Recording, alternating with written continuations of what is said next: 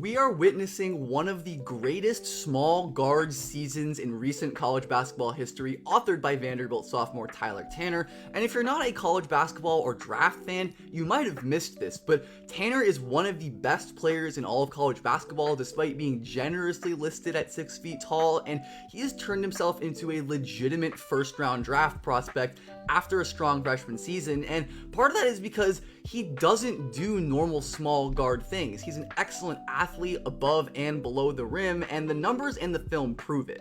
Tanner is an awesome vertical athlete, and he's dunked the ball a ridiculous 12 times in 14 games. Nasty poster right there, and he's on pace to shatter the sub 6'1" high major point guard dunk record set by Russ Smith with 19 in 2013, but that took him 40 games and Tanner's already there.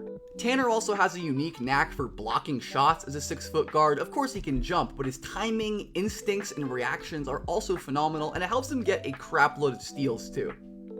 And as I mentioned before, the data backs this up. Tyler Tanner is the only 6 foot or shorter guard since 2008 to record a block rate above 2%, a steal rate above 2%, and 10 or more dunks among true high major players to filter for competition. And Tanner has played quad 1 or 2 opponents in half of his games, so it's not like he's just playing terrible teams, and truly there are no small guards in his statistical air. Obviously, it's early on. Shout out to my guy Matt Powers, who's been banging the Tanner drum, and ridiculous stuff. Out of 319 high major players since 2008 who are 6 or shorter, first in dunks per game, first in block rate, second in steal rate, third in efficiency, 14th in ATO. Like, I don't give a shit that he's 6 feet tall. This is what a good basketball player looks like, and it's the kind of guy that I want to invest in.